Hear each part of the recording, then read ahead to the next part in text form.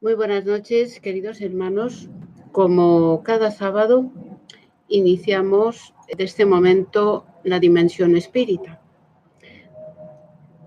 que es un programa que, como todos sabéis, pues está dedicado a la visión espírita del tema central del que cada programación trata. Me gustaría leeros para empezar, como casi siempre solemos hacer para entrar como más, siendo más proclives a orar, os voy a leer un texto que es de un libro que psicógrafo Chico y que se titula Brille vuestra luz, que vuestra luz brille o brille vuestra luz es la traducción. Es un texto que se titula Donativo del Corazón. Se lo dicta a Chico el Espíritu Emmanuel. Dice, que tu palabra sea un claro de luz que ampare, una llama que dé calor, un apoyo en el que sostenerse y un bálsamo que restaure. Siempre que te dispongas a salir de ti mismo para la labor de la beneficencia, no olvides el donativo del coraje. Auxilia al prójimo por todos los medios correctos a tu alcance, mas, por encima de todo, ampara primero al compañero que en cualquier condición o de cualquier procedencia se sienta positivamente nuestro hermano, tan necesitado cuanto nosotros de la paciencia y del socorro de Dios.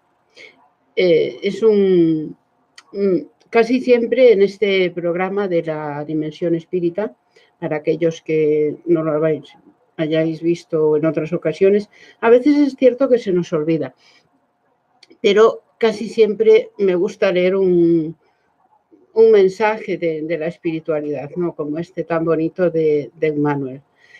Y ya sin más dilaciones, vamos a hacer la oración espírita, que es como oramos los espíritas, ¿no? Y las oraciones, sabéis que dentro del espiritismo no están hechas. La oración es una conversación de la criatura con Dios nuestro Padre. Entonces, vamos a cerrar los ojos y elevando el pensamiento a Dios nuestro Padre, al Maestro Jesús, a los espíritus espíritas que dirigen el movimiento espírita en nuestro mundo. Agradecemos la oportunidad de estar aquí,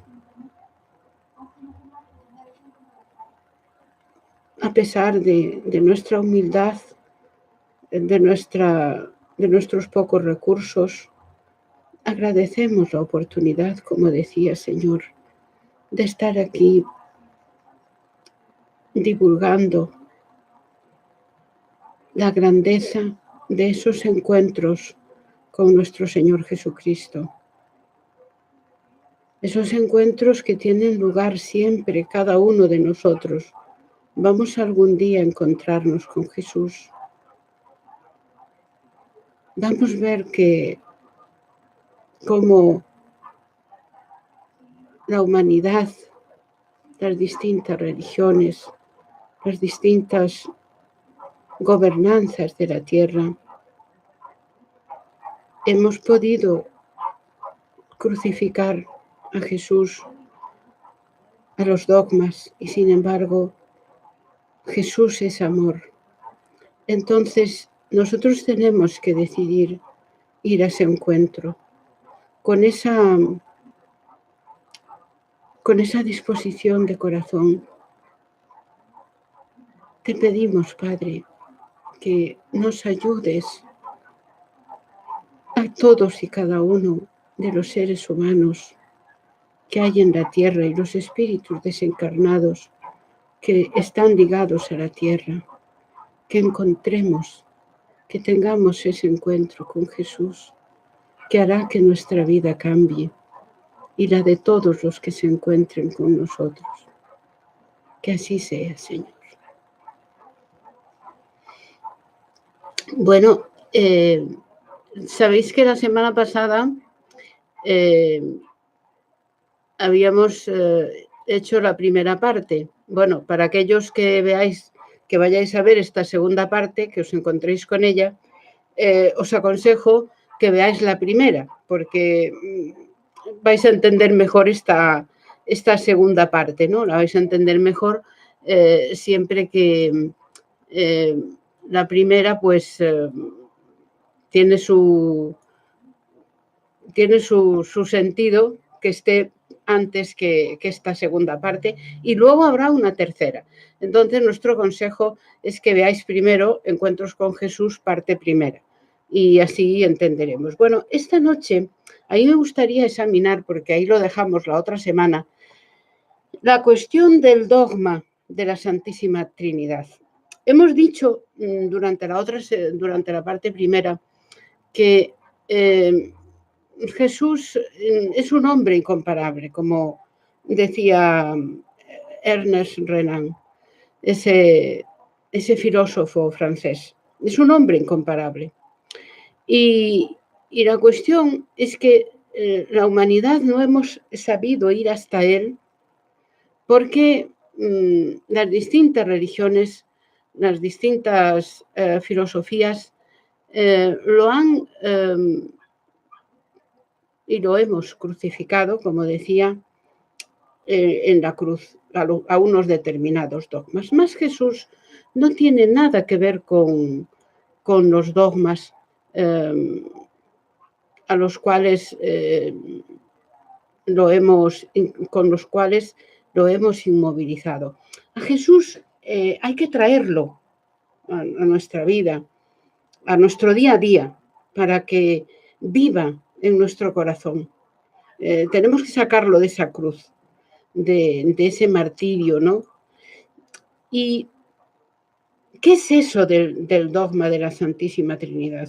Yo nunca pude comprender muy bien esta cuestión, porque Jesús en las 4 biografías de las que hemos hablado en la parte primera, en ninguno de esos biógrafos, es decir, ni Mateo, que utiliza la base, es el primer evangelio y es utilizando la base judía, porque Mateo era judío, y ni Lucas, que era médico, ni Marcos, que era aquel joven adolescente con el que había ido de peregrinación con su tío y con Pablo por los pueblos gentiles, ni tampoco Juan el Evangelista.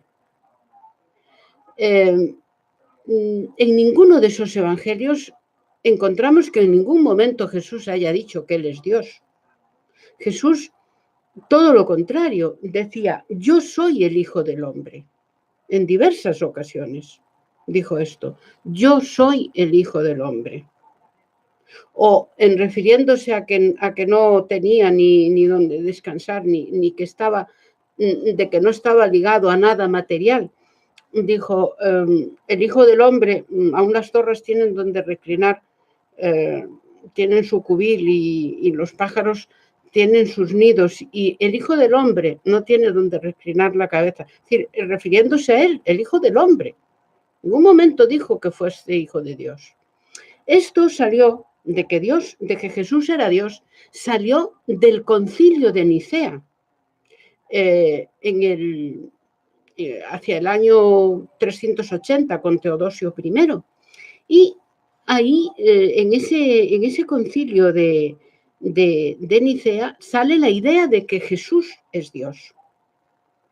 Y luego ya, en el segundo concilio ecuménico de Constantinopla, allá por el 381 más o menos después de Jesús, es 381 años después de que Jesús hubiese desencarnado en la cruz, es cuando se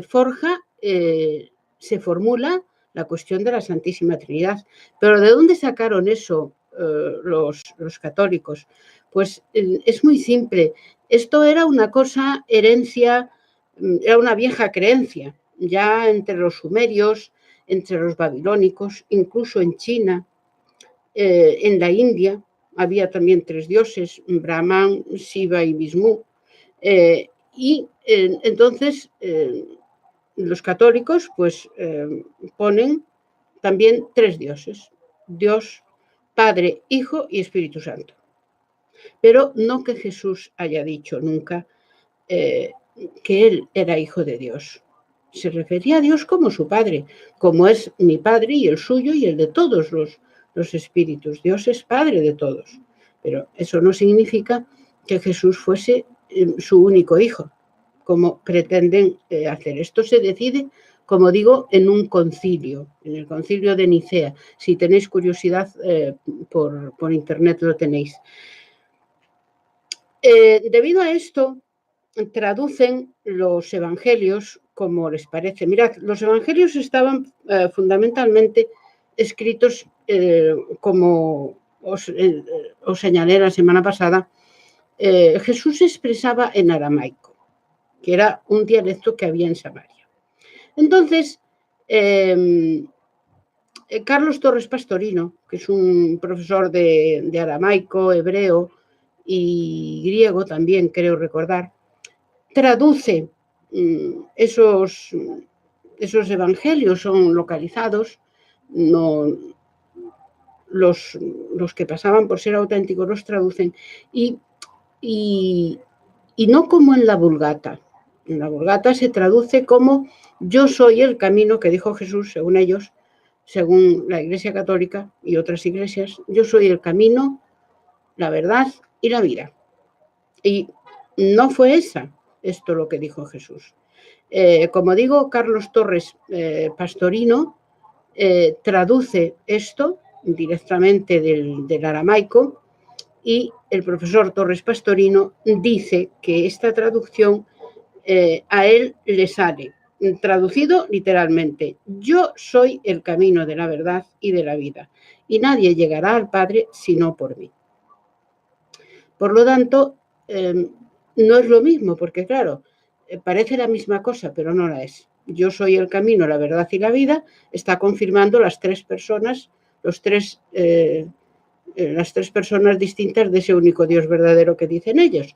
Entonces, no, Dios solo hay uno, es verdad, eso sí, pero no hay una Trinidad divina. El único Dios es Dios. Y Jesús es un hijo como usted, como yo, como todos los mortales que hay aquí y como todos los espíritus que hay en el universo. Dios es Padre de todos. Jesús es un espíritu perfecto. Es decir, no tiene mancha, porque él mismo, en sus distintas existencias, fue deshaciéndose de sus imperfecciones.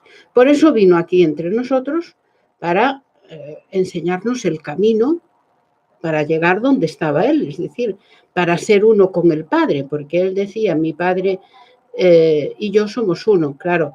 ¿Por qué? Porque si vamos al libro de los espíritus, Allan Kardec define, cuando habla de las distintas clases de la jerarquía espiritual de los espíritus, al hablar de los espíritus puros, dice que están en continua, en comunión perfecta con Dios nuestro Padre. Es que me iba a buscar las gafas, fijaros qué cosa. No tengo necesidad de gafas, ya veo sin gafas, pero yo me iba a buscar las gafas, en fin. Las cosas de la mente, ¿no?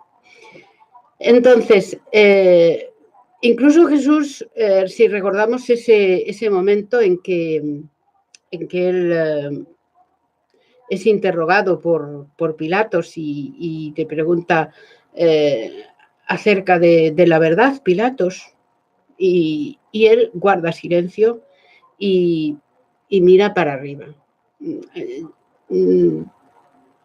Libardo Franco dice que es uno de los momentos más grandilocuentes del Evangelio y probablemente lo sea, Porque, claro, ¿qué iba a decir Jesús a esas alturas? ¿Qué le iba a decir a Pilatos?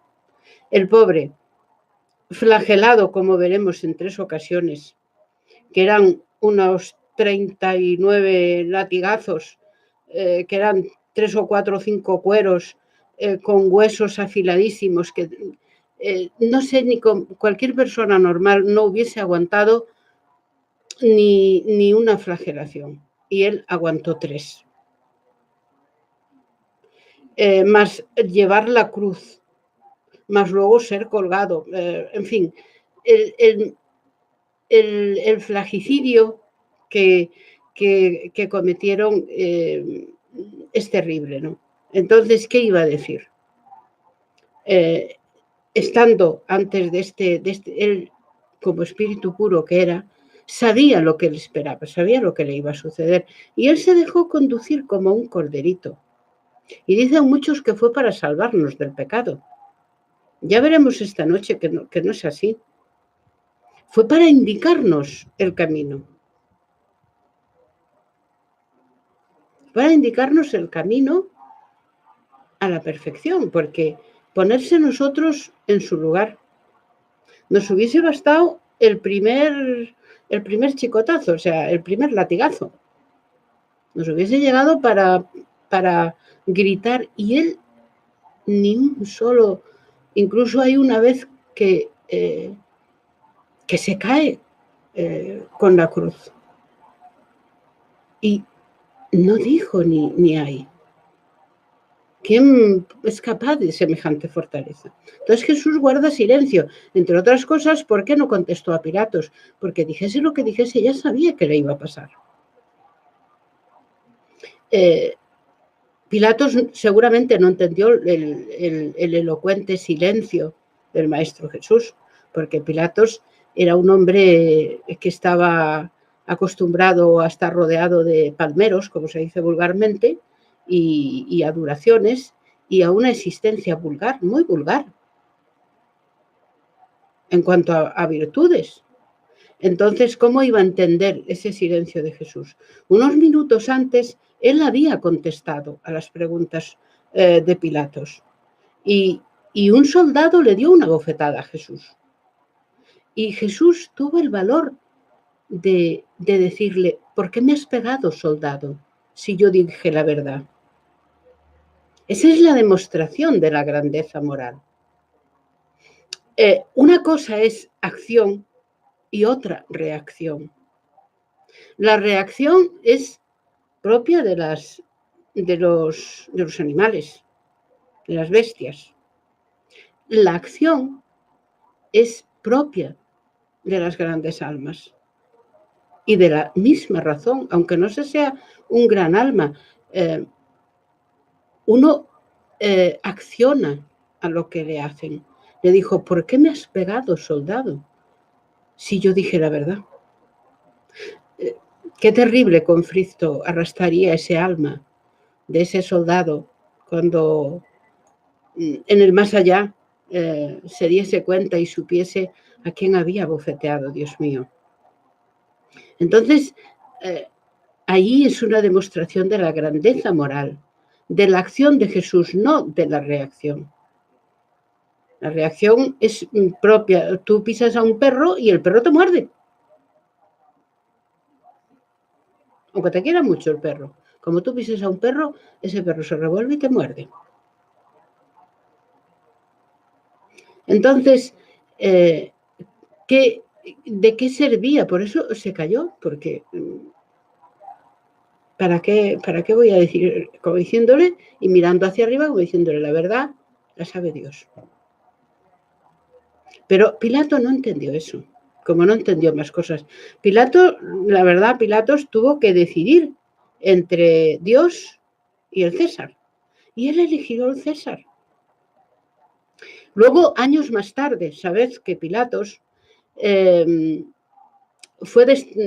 lo apartaron del cargo, porque Pilatos, desde el momento en que sucedieron estos hechos, presentaba un TOC, que es un trastorno obsesivo compulsivo, mediante el cual decía que tenía las manos manchadas y estaba continuamente lavándose las manos. Y ya aparte de último, que controlaba menos conforme avanzaba el TOC, el trastorno obsesivo compulsivo, decía que tenía las manos manchadas en sangre.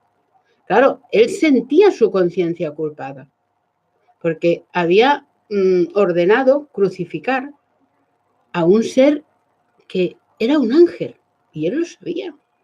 Pero él eligió estar del lado del César en lugar del de Dios. Entonces a Pilatos lo apartaron. Lo llamaron a Roma y con ella lo jubilaron. Entonces lo mandaron, los biógrafos de Pilatos, lo podéis ver en cualquiera de ellos, lo mandaron para Zúrich, para Suiza, y allí el hombre, en una de sus locuras, estaba completamente desvariado, pues buscó un volcán y se suicidó en él.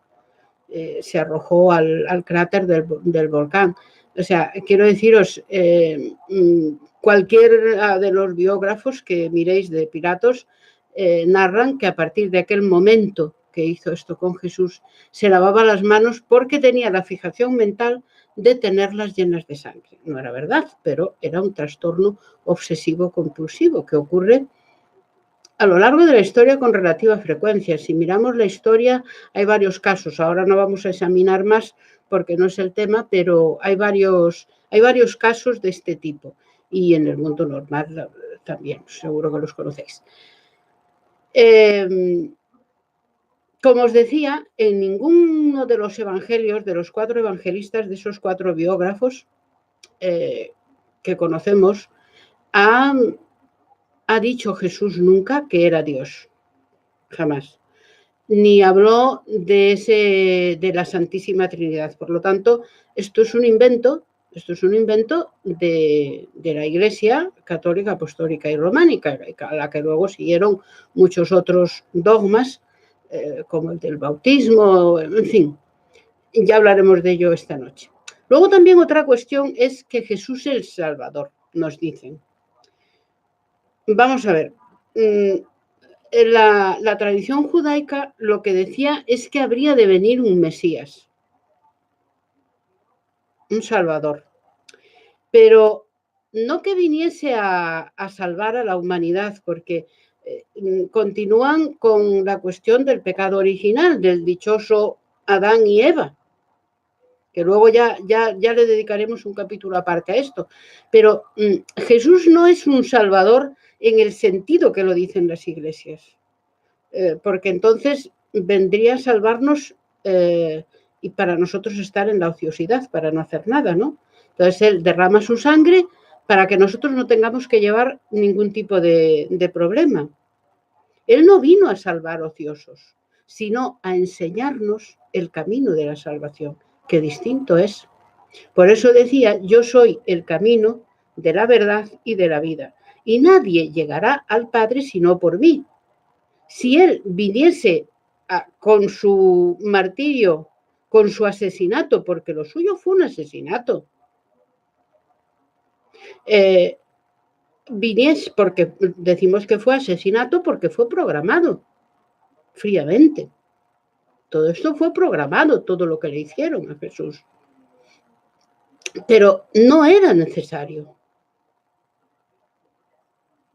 Pero él sabía que iban a hacerle todo eso porque él sabía de la ingratitud y de la barbarie humana, pero no que fuese necesario. Si con su sangre él nos salvase, lo hubiese dicho. Y no dijo eso. Dijo, yo soy el camino de la verdad y de la vida, y nadie llegará al Padre sino por mí. Es decir, por mis enseñanzas. No es el Salvador comodista de los humanos conforme a las tradiciones religiosas. Él vino a enseñarnos cómo salvarnos, no que muriera para salvarnos. Cada uno tiene que salvarse a sí mismo, entre comillas, valga decir, deshacerse de las imperfecciones y cumplir la ley de Dios. y solo así llegará al Señor. Y para cumplir la ley de Dios tiene que seguir las enseñanzas de Jesús. Tampoco vino a morir por nosotros. Todo lo contrario, nos enseña a morir con dignidad. Esto sí, porque de su boca no salió ni una sola queja. Nos mostró, al contrario, que él, siendo puro, sin mancha ninguna, sufrió lo indecible. ¿Qué nos esperará a cada uno de nosotros? Hemos pensado ya en esto. Porque él no tenía ninguna... Ya es un espíritu puro. Y fijaros lo que le hicieron sufrir. ¿Qué nos esperará a cada uno de nosotros?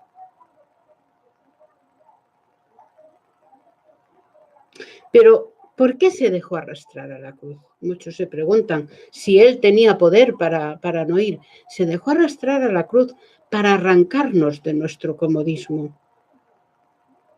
Él se dejó conducir a la cruz para que saliésemos de nosotros mismos y caminásemos tras él. Fijaros, él se entregó a los apóstoles, les ayudó, eran sus amigos, confió en ellos, pero luego a la hora de la verdad, ¿quién le siguió hasta la cruz? María de Nazaret, su madre, María de Jerusalén, la madre de Marcos, Juan el Evangelista y otras mujeres piadosas. Nadie más. El resto de los apóstoles, ¿dónde estaban? Simón Pedro le negó 3 veces, Judas le traicionó. Entonces, si esos 12 que él había escogido, porque estaban maduros, más maduros espiritualmente que el resto, y sin embargo, uno le niega 3 veces, el otro le traiciona, y los otros en todo caso desaparecen, el único que está allí es Juan el Evangelista, el discípulo amado, que luego sería el biógrafo del 4.º Evangelio. Él no le quedaba más que dejarse conducir a la cruz en ese martirio terrible.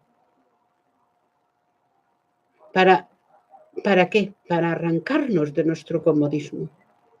Para que al ver esa injusticia saliésemos de nosotros mismos y caminásemos hacia él. El sermón de la montaña, ¿recordáis? Del que tantas veces os hablo, que diréis que soy una cansina, pero es maravilloso. Yo no recuerdo nada más hermoso en mi vida. Entonces, el sermón de la montaña nos inflama, nos arrebata, parece que nos da alas, ¿no? Como la bebida esa, ¿no? Que dicen. Pero con todo, ahí seguimos. Pero es al verle en la cruz lo que nos impacta. Y entonces ahí es que parece como que nos entrasen ganas de bajarle de la cruz y decirle, ven que te pongo en mis brazos, en mi corazón. Ese es el motivo por el que Jesús se deja conducir, no para salvarnos, sino para decirnos, para arrancarnos de nuestro propio egoísmo, de nuestro propio orgullo, de nuestros vicios, para arrancarnos y que empecemos a caminar hacia Jesús. Ese es el motivo, pero no que fuese necesario. Jesús, amigo, no es un ser mitológico, no, ni es un ser divino. Nosotros también somos divinos. Y él nos lo dijo, lo que yo hago podéis hacer y mucho más si quisierais y tuvieseis fe. Claro, otra cuestión que me gustaría hablar de ella esta noche es lo que es necesario para salvarse. Jesús en aquel tiempo iba de ciudad en ciudad predicando y los fariseos siempre estaban tendiéndole trampas para poder cogerlo en alguna cosa y denunciarlo al Sanedrín y castigarlo. Y en cierta ocasión, un rabino se le acercó y le dijo, Señor, ¿qué es necesario para entrar en el reino de los cielos? Y Jesús le dice poco más o menos, ¿y tú qué ves escrito en la ley?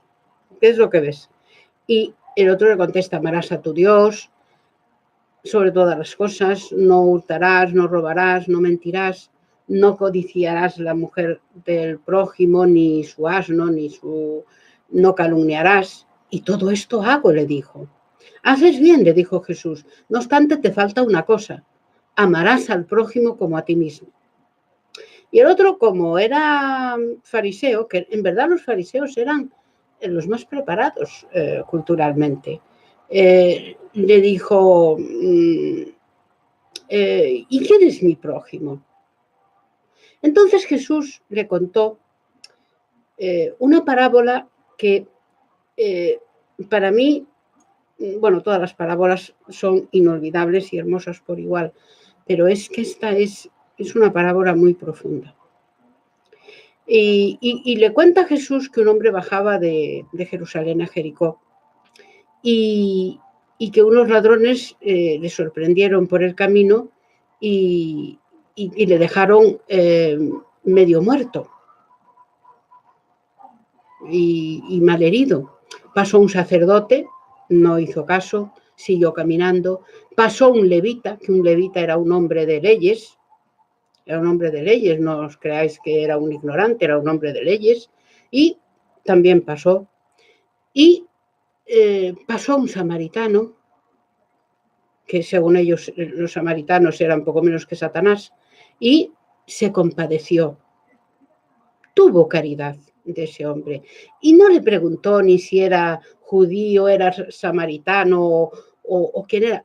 En realidad era judío. Iba de Jerusalén a Jericó. Seguramente fuese judío. Pero él le dio igual.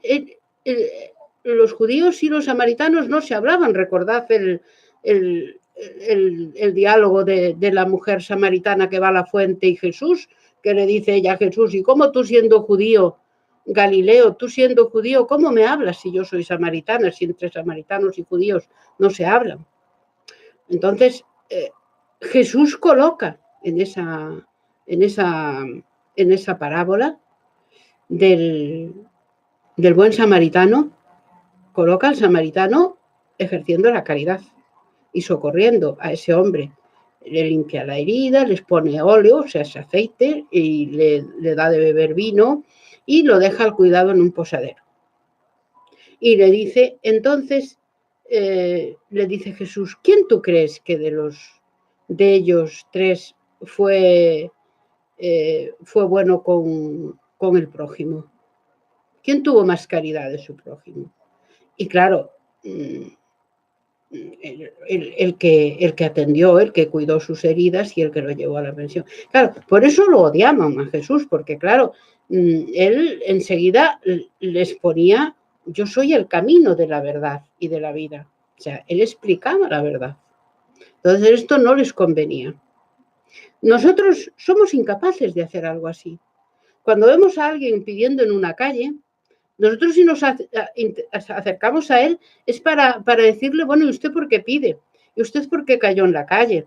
¿Usted por qué está así? ¿Qué pasó con usted para encontrarse en este? Después de humillarlo con preguntas increíbles, le damos unas migajas.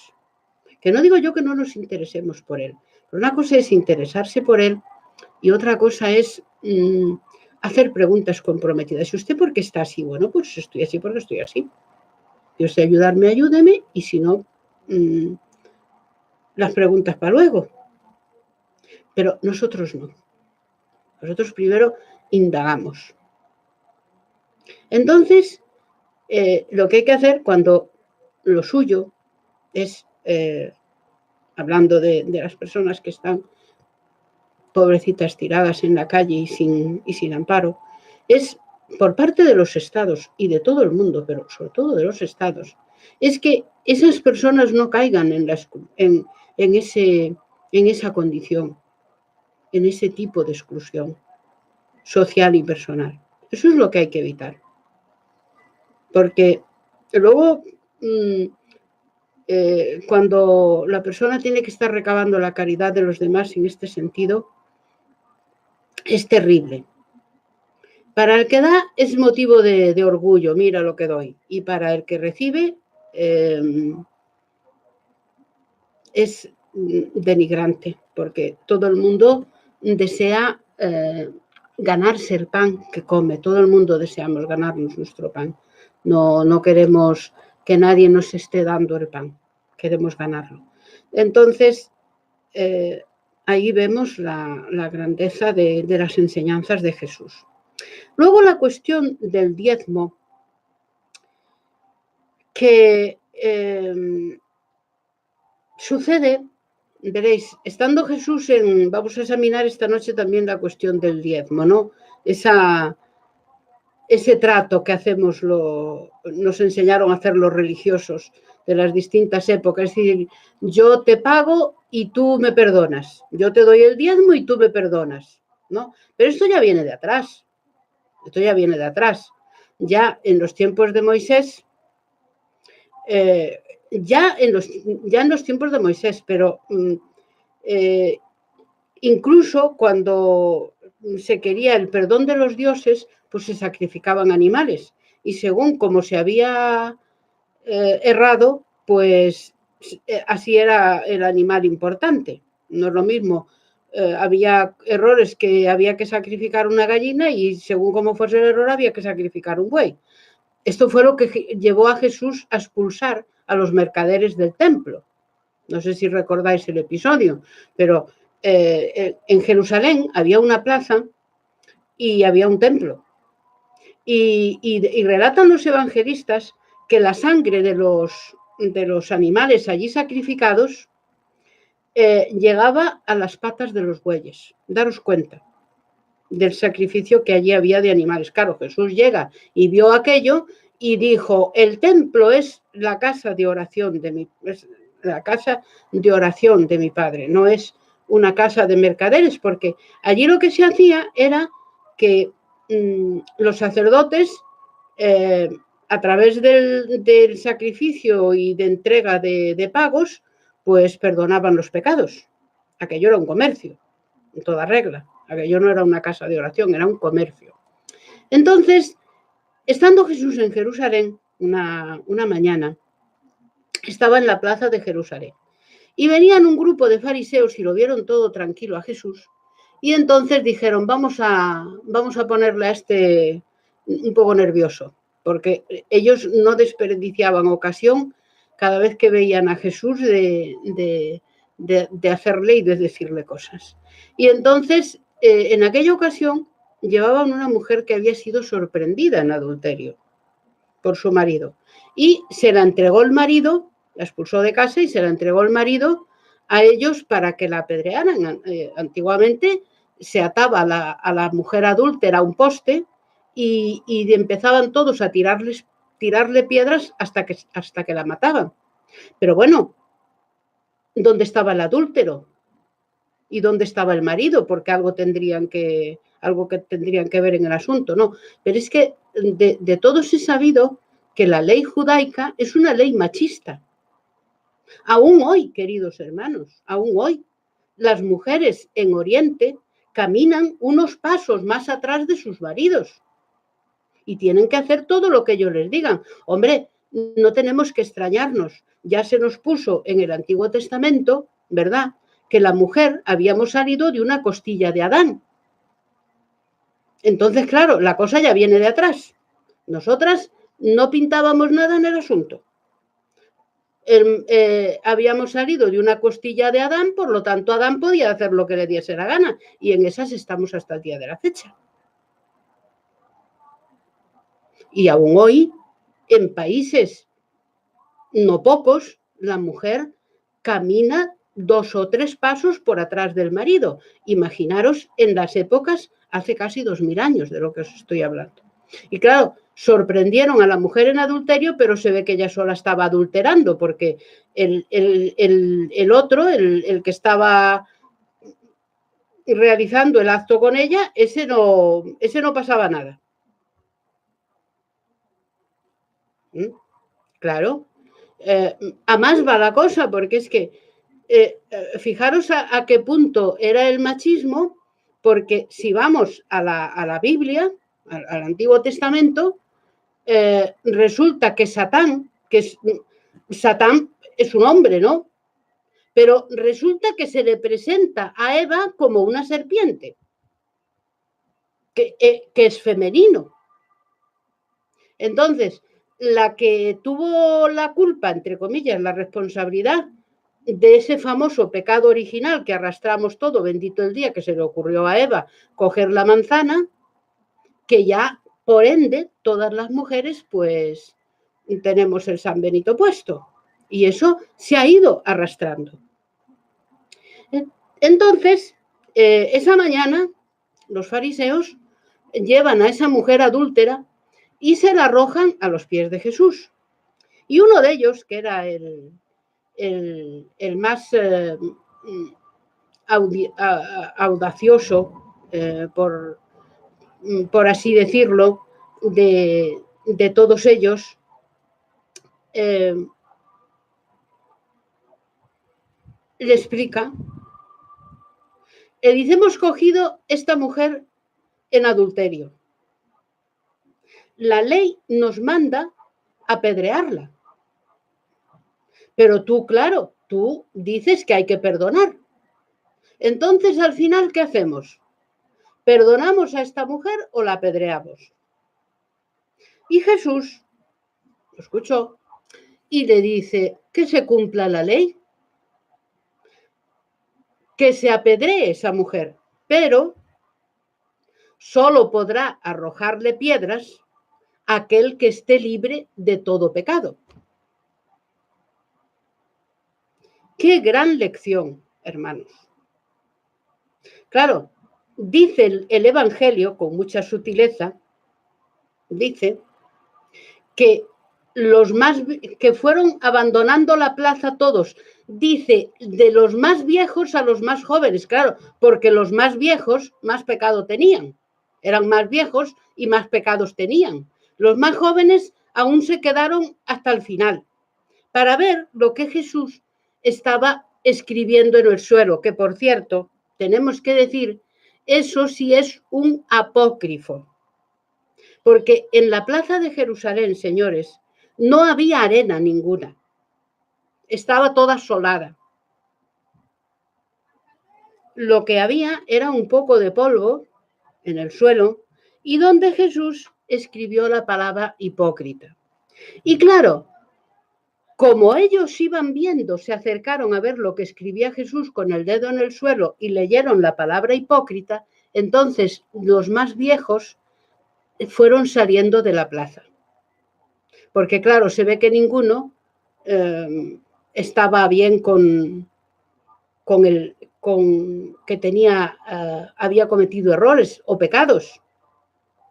Y entonces es cuando Jesús, al comprobar que estaba él solo y la mujer, le dijo, mujer, ninguno de los que te acusaba te ha condenado y yo tampoco te condeno.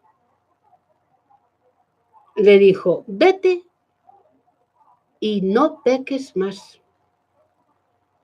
Es decir, hay una diferencia entre condenar y concordar con los errores, hermanos. Una cosa es no estar de acuerdo con lo que ha hecho alguien, porque esté fuera de la ley de Dios. Y otra cosa es condenarle. Nosotros no podemos concordar con el adulterio que hizo esa mujer. Jesús sabía que eso no estaba bien, practicar adulterio. Pero otra cosa es condenarla, porque para condenarla a ella había que traer también allí al marido y al hombre con el que estaba cometiendo el acto de adulterio. Bueno, aquella mujer se marchó aquella noche y cuenta el espíritu Amelia Rodríguez en un libro psicografado por Divaldo que se llama Tras las pegadas do mestre, Jesús, cuenta que aquella mujer, la adúltera, Jesús aquella noche se fue para Betania, En Betania, no sé si lo recordáis, vivía Lázaro y las dos hermanas de Lázaro, Marta y María. Entonces aquella noche Jesús nunca quedaba más de 2 noches en ninguna casa, solamente en 2. En la de Simón Pedro no le importaba dormir más noches, o en la casa de Lázaro, a quienes mucho quería esos 3 hermanos. Entonces aquella noche se fue de Jerusalén, se fue para Betania. Distaría unos 5 kilómetros por el camino de las oliveras, dicen los evangelistas.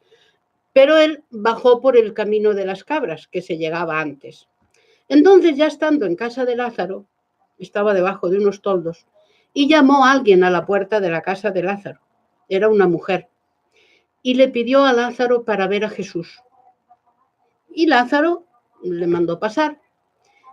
Y Jesús, cuando la vio allí, se quedó extrañado, porque era la mujer, bueno, no sé si se quedó muy extrañado, no creo que se quedase muy extrañado, pero se extrañó de las horas, ¿no? De ver aquella mujer que él acababa de salvar en la plaza, de verla allí. Y le dijo: mujer, ¿qué haces aquí a estas horas? Y le dice: Señor, vengo porque no tengo dónde ir. Mi marido me expulsó de la casa. Mis parientes también no quieren saber nada de mí. Nadie me da trabajo en el pueblo. Entonces, tú me salvaste, pero ¿a dónde voy yo? ¿Qué hago? ¿Qué hago ahora? ¿A dónde voy? Y le dijo Jesús: cuida de tus hijos, dedícate a tus hijos. Y dice: es que no tengo hijos. Y dice: bueno, pues dedícate a cuidar los hijos de otras madres que no tienen madre, los niños que no tienen madre, a los desvalidos, a los cojos, a los inválidos. Y iremos más adelante, unos 3 lustros más adelante, iremos a encontrar esta mujer, abandona Jerusalén, abandona Betania y se va a la región de Fenicia.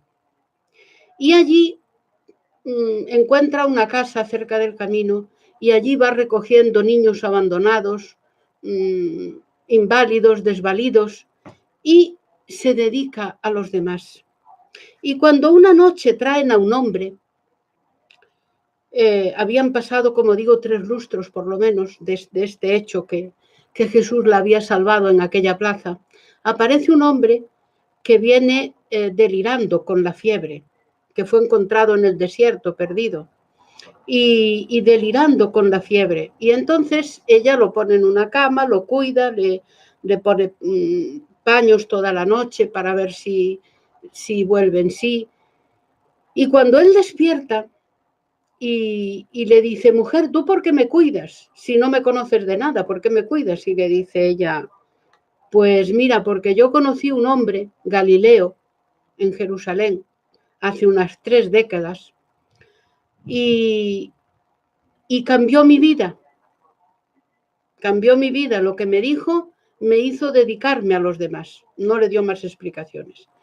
Y dice: tú conociste a Jesús, pues yo también le conocí. Y dijo: yo le odié más que a nadie en el mundo, porque yo tenía una mujer muy buena y me fue adúltera porque yo la abandoné por atender a meretrices en mi vida. Dice: entonces me quedé sin ella, y fue sorprendida en adulterio, la entregué y ese hombre la salvó. Hizo que no la condenaran a apedrearla. Y por más que la he buscado, no he podido encontrarla. Dice: yo seguía amando a esa mujer y yo solo quería encontrarla para pedirle perdón por el abandono al que la sometí y por meter un amigo en casa. En verdad, la causa del adulterio que ella cometió fui yo, no fue ella. Era así, ella misma, cuando aquella noche volvió a la casa de Lázaro y le pidió ver a Jesús, ella misma le dijo al maestro que ya que se arrepentía del adulterio cometido, pero que en verdad su marido la había sometido a un abandono, estaba en un burdel con otras mujeres y durante mucho tiempo, y a ella la trataba mal. Y en verdad ella, cuando había cometido adulterio, había sido, no sabía si por rebeldía, si por... que sabía que estaba arrepentida, pero que en verdad, claro, no solo ella era había sido seducida por ese hombre y además abandonada por el marido. En fin, que aquí vemos también otra cosa muy interesante, y es que cuando juzgamos a alguien, lo estamos lapidando en realidad. Este hecho, además de esa gran enseñanza de que no podemos apedrear a nadie si no tenemos autoridad moral para ello, apedrear entre comillas, pues nos enseña a no juzgar, porque cuando juzgamos a alguien, estamos lapidando a ese alguien. Hay que luchar contra el error, contra la acción que está mala, pero no contra no contra el hermano o la hermana que la cometió. El hermano y la hermana que caen en el error, lo que hay que hacer es darles la mano, ayudarles. Lo que hay que combatir son las malas acciones, no a aquellos que las ejercitan, porque aquellos que las ejercitan son tan hijos de Dios como nosotros. La cuestión del 10º, como os decía, venía también de las famosas indulgencias papales. Conforme había una tabla que había creado el Papa que era como intentar comprar a Dios, ¿no? Las famosas indulgencias papales, había una tabla y conforme a aquellas tablas no había ningún crimen que no pudiese ser absuelto, conforme a unas tablillas realizadas por el Papa. Precisamente el cisma luterano, es decir, agustiniano Lutero, precisamente surge el protestantismo como una protesta a estas indulgencias papales. Lutero protesta contra la indulgencia papal. Aún hoy perdura esto, hermanos. Queremos comprar el reino de los cielos a través de un comercio y además nos dicen en algunas religiones que aún hoy perduran, y no me digáis que no, porque yo aún las he visto hace poco en televisión, que me las enseñó mi hijo, que nos ponen como excusa, atención, que lo que demos aún vamos a recuperar más. O sea, qué blasfemia. O sea, dando monedas, Dios nos dará mucho más. ¿Cuánto? Vamos a ver, es que esto es impensable. Vamos a ver, ¿Dios es el que hizo el universo o no? Entonces, si Dios ha hecho el universo, ¿me podéis explicar, alguien me puede explicar para qué quiere 3 o 4 monedas o 1000 o todas las monedas del mundo? Si es que él, todo lo que hay aquí es suyo y en todo el universo. No, todavía no hemos caído en eso. Él es el creador del universo y se va a sentir feliz porque nosotros le entreguemos unas monedas. Pero ¿hay por dónde hilvanar semejante estupidez?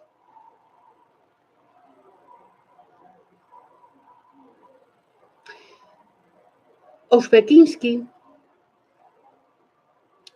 decía que somos seres fisiológicos, que comen, duermen y hacen sexo. Aproximadamente decía que un 5% más piensa algo.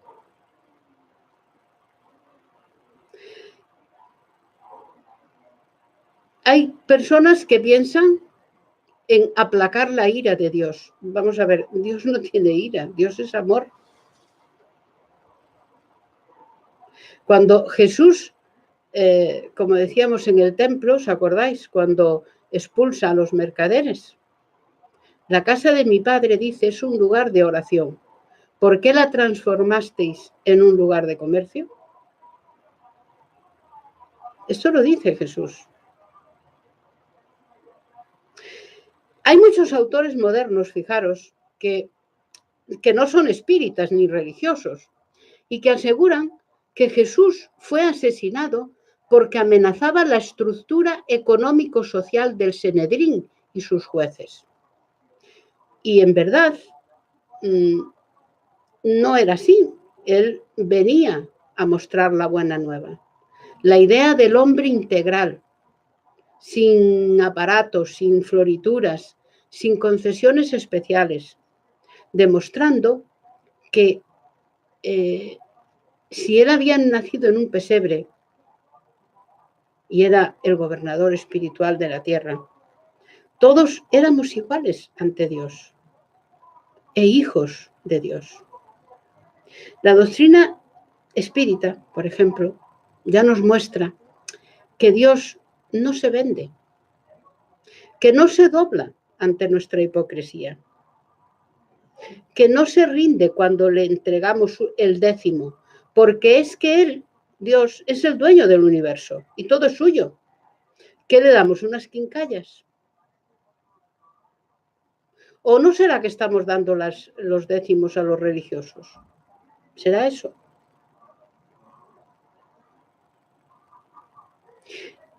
Alguien dirá, es para hacer templos. ¿Templos para qué? Solo es practicar el Evangelio. Jesús dijo, el Hijo del Hombre, no de Dios, como algunos pretenden. No tiene ni una piedra en donde reclinar la cabeza, aunque las aves del cielo tengan nidos y las fieras sus cubiles. Esto lo dijo Jesús.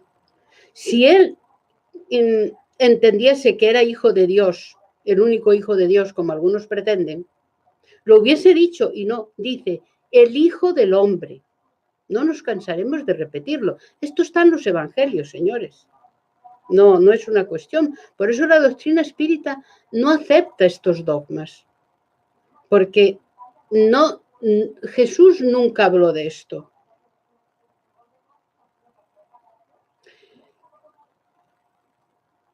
Incluso más, os voy a decir, vamos para atrás, retrocedamos. Jesús y la mujer samaritana en una fuente de Samaria. Jesús se le acerca y allí hay una mujer samaritana a la cual le pide de beber.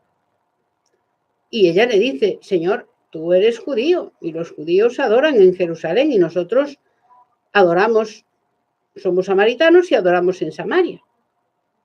Y Jesús le dice, mujer, día llegará en que el Padre será adorado no en Jerusalén, ni en el monte Garizim, más en el altar de la naturaleza. Es decir, el Señor será adorado por el respeto a las leyes de la naturaleza, valga decir, a las leyes de Dios. Eso es cómo se adora al Señor, respetando sus leyes. La necesidad de una iglesia, de un templo, es por nuestro deseo de estar juntos, pero que no está mal hasta cierto punto. Si queremos orar todos juntos, pues bien, lo vemos bien. Pero el problema empieza con la fastuosidad y el lujo, que es vanidad humana y no necesidad. En aquellas épocas en que vino Jesús hace casi 2000 años, aquel pueblo de pastores y pescadores y agricultores, allí a las orillas del lago Genesaret, pues se comprende que pensaban en un Dios como pastor, ¿no? Pero hoy nuestro Dios es un Dios del cosmos, un Dios del universo. El telescopio Hubble ya no nos permite entenderlo de otra manera, al autor del universo. Entonces, el Dios bíblico se ha transformado en un Dios universal, a quien Jesús transforma en nuestro Padre. La cuestión a veces es una cuestión de preconceptos. Y es que el preconcepto es un adversario que camina en contra nuestra. Cuando más ignorante es el ser, mayor es su preconcepto, mayor grado de preconcepto tiene. Y en cuanto a la religión, eso ya, increíble. Mi religión es la única verdadera. Solo yo entiendo lo que quiere decir el entendido, el maestre, como dicen algunos, ¿no? El gran maestre. Solo yo entiendo lo que ponen esos escritos, ¿no? Los demás no. Entonces, el preconcepto es una cuestión muy, muy grande, aún en nuestra época. Y miramos siempre a los otros hermanos de reojo. Vamos a ver, las otras creencias, las otras religiones son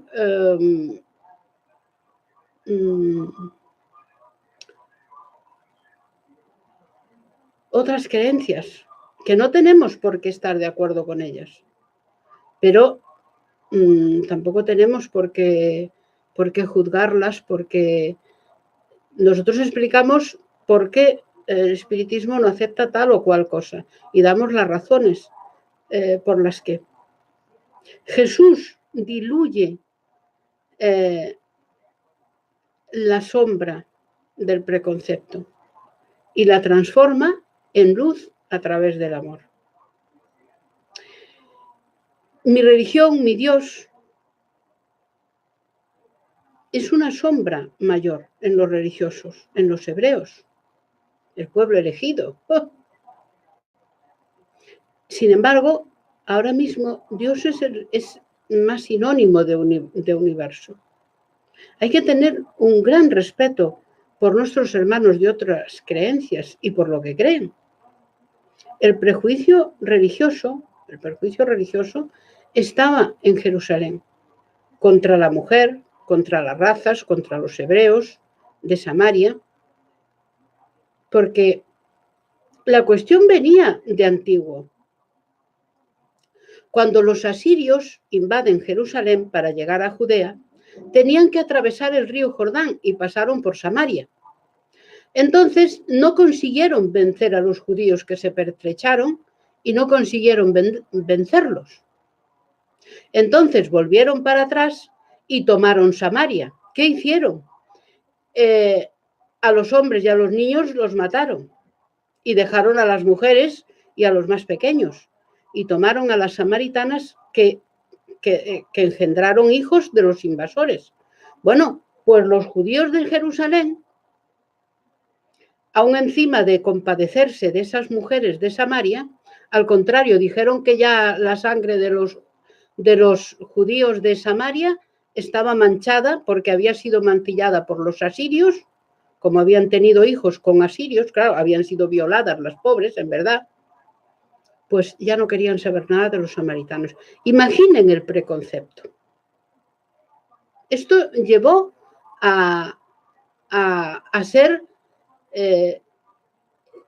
los samaritanos evitaron que Israel fuese invadida e Israel encima los odiaba porque habían permitido mancillar la sangre hebraica, la sangre de los judíos. Jesús diluye la sombra del preconcepto, como digo, y la transforma en luz a través del amor. La sombra, a veces del miedo, del preconcepto, evita que los seres humanos nos amemos sin prevenciones. Jesús, ese hombre incomparable que ve Ernest Renan, ofrece a la humanidad un código de amor. Y además nos dice que nosotros que podemos hacer lo mismo que él, y aún más, que nosotros también somos divinos.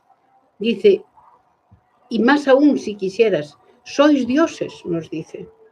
Claro, en un intento de decirnos, sois igual que yo, solo tenéis que caminar hacia el Padre, a través de mis enseñanzas, de mi ejemplo. Por eso dice que yo soy el camino de la verdad, de la vida, y nadie llegará al Padre sino por mí, valga según mis enseñanzas.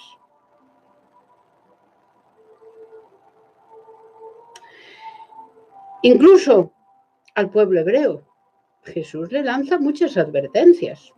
Si os fijáis en los evangelios, cuando le dice al pueblo hebreo elegido, le dice, tengo otras ovejas que no están en este rebaño. La parábola del festín de bodas nos habla del orgullo de esa raza de hebreos que mata a los profetas y abre las puertas a todos los que están en los caminos, pues todos son hijos de Dios. Y mientras el machismo atropellaba y mataba mujeres, las convertía en prostitutas o en adúlteras y luego las lapidaba encima, Jesús les hace parar y decir que vale, que se cumpla la ley, que se apedrea a esa mujer, pero solo puede arrojarle piedras el que esté libre de toda culpa. Entonces, claro, ahí ya se paran. Ahí se paran.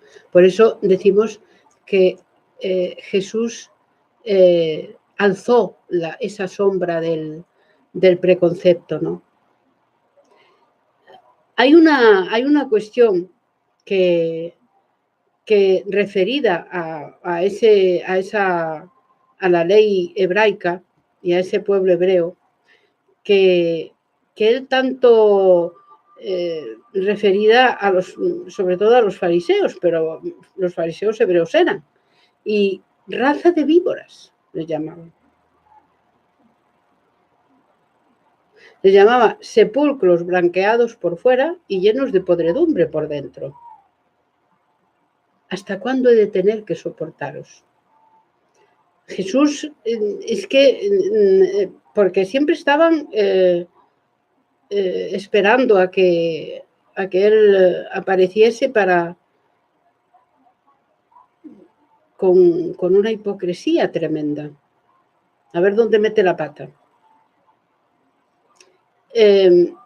Jesús dejaba entrever a veces, a lo largo de todo el Evangelio, él era un hombre, claro, tenía la apariencia física de polaridad masculina, pero muchas veces, a lo largo de los Evangelios, vemos que sale esa polaridad masculina, deja su sitio a esa polaridad femenina, porque se trata de un ser equilibrado, sin conflicto. Y cuando levanta a esa mujer del suelo que la habían arrojado los fariseos a sus pies para lapidarla, y la levanta del suelo como si fuese una hija suya. Él era un hombre incomparable. Ninguno de nosotros consigue esa armonía de arquetipos femenino y masculino. Nos desequilibramos con facilidad. Cuando vemos que alguien cae en un error, caemos en rabia contra el hijo, el compañero, la compañera, la amiga, el desconocido. No sabemos mantenernos equilibrados como él. Él era enérgico, ¿ya? Cuando había que ser, cuando les llamó sepulcros blanqueados a los fariseos, lo hizo con su polaridad masculina y enérgica, porque el asunto lo requería. Porque es que eran unos hipócritas. Del mismo modo que con su polaridad femenina, como una madre que levanta a su hija del suelo, levanta a esa mujer de la plaza de Jerusalén que iba a ser lapidada. Ahí, y no la juzga, no la condena. Como hemos dicho, hay una diferencia entre condenar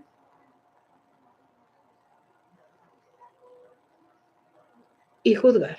Hay una diferencia muy grande. Jesús no la condena, no la juzga. Jesús no concuerda con lo que esa mujer adúltera ha hecho, pero no la condena. Le dice, no vuelvas a pecar. En el futuro no vuelvas a caer en esto. Pero no la condena, no la juzga. Esa es la diferencia.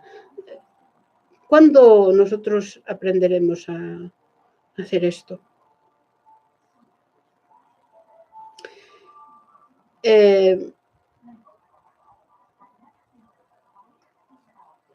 Vamos a dejar aquí esta segunda parte de Encuentros con Jesús. Sin embargo, no me gustaría hacerlo sin hablar de la muerte de Jesús. La muerte de Jesús es un auténtico flagicidio. Como os dije, Jesús fue condenado a 3 flagelos. Una flagelación por parte fue condenado a 3 flagelaciones, y es que fue condenado 3 veces, sometido a juicio 3 veces, y los 3 juicios ilegales. La muerte de Jesús fue un asesinato programado, como os dije.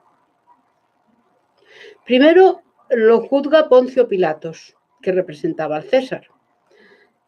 En segundo lugar, lo juzga Anás y Caifás, que representaba el poder de Israel. Luego nos preguntaremos por qué Israel está pasando lo que pasa. Y 3, el del pueblo, que era el del templo, que era la tercera condena, se la dan los del templo, que era el poder religioso que había en aquella época. Aquel holocausto él lo pasó sin una sola queja, como un cordero que va para el matadero.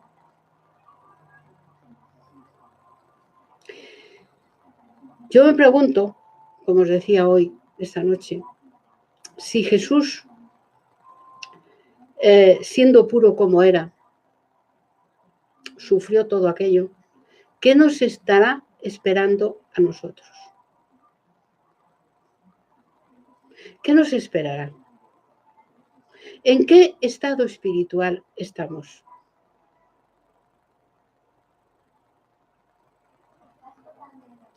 Si alguien actúa mal con nosotros, yo no me cansaré de repetirlo, el problema es suyo, no nuestro. Yo me acuerdo de una cuestión que cuenta Divaldo Pereira Franco muchas veces, que Joana de Ángelis le dijo, si alguna vez, para evitar los juicios apresurados, ¿no? Dijo, si alguna vez ves a 2 personas desnudas en actitud íntima, no las juzgues por el exterior. Considera que están intercambiando hormonas para la sustentación de la vida. Para que no juzgásemos, es necesario, queridos hermanos, ver lo mejor de cada cosa. Las malas noticias hay que apartarlas. Tenemos que amarnos más los unos a otros. Jesús decía que en cómo nos amemos, en eso conocerán que somos sus discípulos. Pero claro, aquí en este mundo, en la tierra a veces, es difícil hasta amarnos, no nos dejan, porque hay mucha calumnia. Y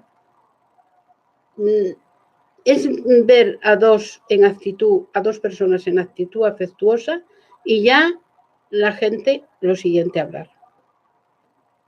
Y tenemos que evitar eso. También hay otra razón muy importante, y es que hay que evitar desencarnar en la hora errada, en una hora que sea errada para nosotros. Hay una noticia en nuestra página web de Sevilla, espiritasevilla.es, en la que hablo de la cristalización de las ideas en el momento de la muerte. Esta parte es muy importante, y de esto Joana de Angelis también avisa a Divaldo. Siempre le decía lo mismo: hijo mío, ora mucho para no desencarnar en una hora mala, en una hora errada. Y ya tanto se cansó de oírlo Divaldo, que le dijo: ¿y qué es una hora errada, hermana? ¿Qué es una mala hora? Y dice: es aquella, dice ella, en la que la pena está en el corazón, o la ira o la maledicencia está en nuestro corazón, y pida a Jesús para desencarnar en una buena hora, después de una conferencia, después de hacer caridad de cualquier especie o de estar orando. Así se despierta con un sentimiento, allá en el otro lado se despierta con el último sentimiento que hemos tenido. Entonces, procuremos evitar nunca perturbados. Tenemos que, a través de la oración y de la vigilancia, tenemos que cuidar mucho esto. Incluso cuando alguien nos hace daño, lo que tenemos que hacer es sonreírle. No reírse, porque no reírse, ¿no? Pero sonreír. Y bueno, es su cuestión. Si alguien nos hizo daño, vamos a sonreírle, porque está enfermo.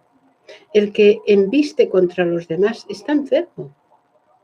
Jesús hizo esto con nosotros.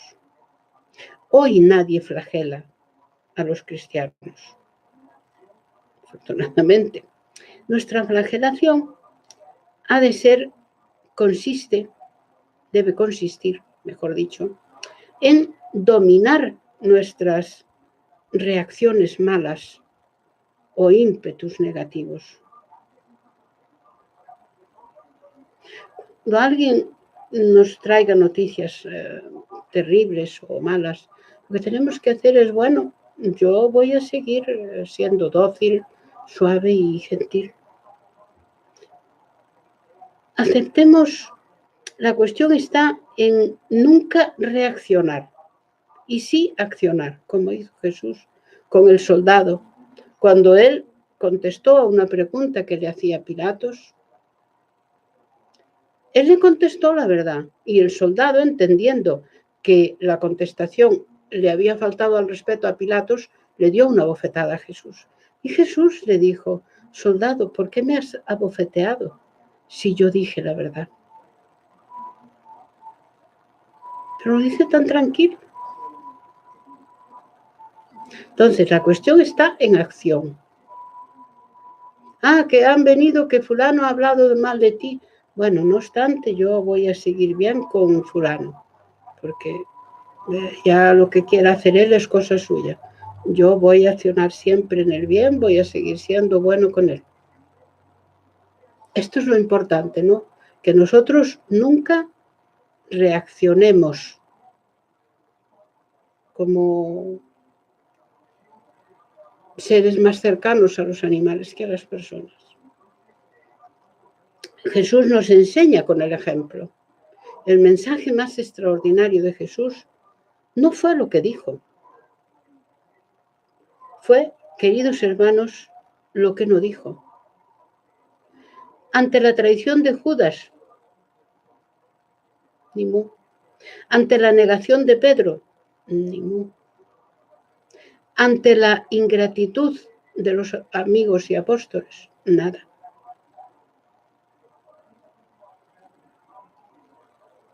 Él sabía de la ingratitud humana.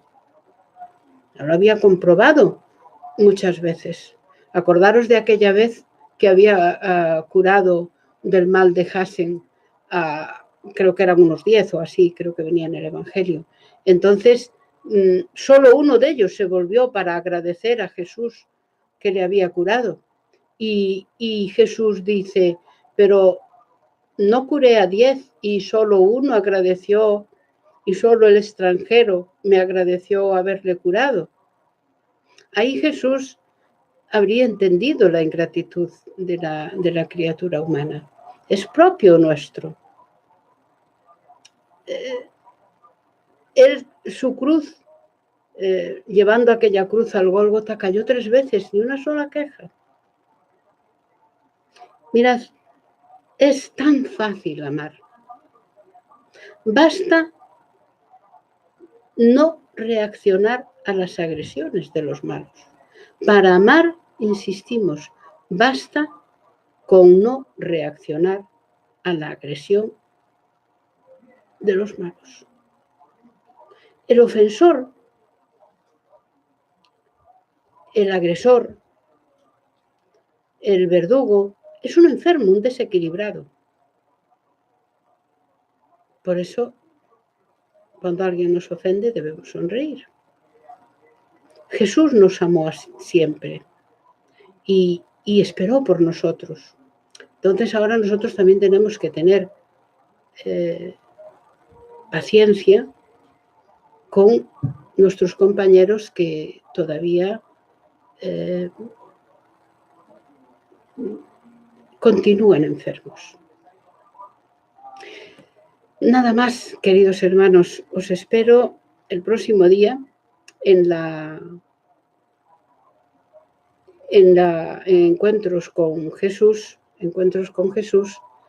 y la tercera parte, que con ella ya esperamos terminar estos encuentros con Jesús, en el que vamos a examinar también muchas otras cuestiones que serán de interés para todos. Entonces, el próximo sábado os espero con encuentros con Jesús, parte tercera, en el que vamos a examinar muchas cuestiones muy interesantes de ese tiempo que Jesús estuvo entre nosotros, los hombres, hace casi 2000 años, que están ahí en los evangelios, que se pueden comprobar, y aquellos que por su profesión o por sus estudios tengan conocimientos de lenguas antiguas y tengan facilidad para desplazarse a aquellos lugares por los que estuvo Jesús en aquellos tiempos, pues pueden fácilmente comprobar en los archivos históricos todo esto que estamos diciendo. Sí, porque están ahí. Yo, aunque vea un texto en aramaico, no puedo sacar ninguna conclusión porque no sé aramaico, ni sé hebreo, ni lenguas antiguas, pero hay hermanos y hermanas que sí. Y esos hermanos, si desconfiáis, sabed que podéis, al igual que hizo Ernest Renan, recorriendo aquellas tierras por donde estuvo Jesús, gracias a su hermana que le dijo tú como profesor de lenguas antiguas tienes ocasión de comprobar en el idioma que fueron escritas la vida de este hombre que fue Jesús, y él lo definió como un hombre incomparable. Ernest Renan no dijo que era Dios, no, un hombre incomparable. Y eso le valió que le retirasen, como sabéis, hasta la cátedra que tenía en la universidad. Pero eso, le retiraron la cátedra, pero él se mantuvo en su dignidad, no retiró para nada lo dicho. Jesús era un hombre, había sido un hombre incomparable. Os espero el próximo sábado para seguir hablando de Jesús, ese hombre incomparable, en esta parte tercera. Yo espero que el próximo sábado ya demos por finalizada esta parte y en la cual hablaremos de muchas otras cuestiones controvertidas que ya veréis como a la luz de la doctrina espírita os son mucho más fáciles de comprender. Abrazos a vuestro corazón y os espero el próximo sábado. Gracias.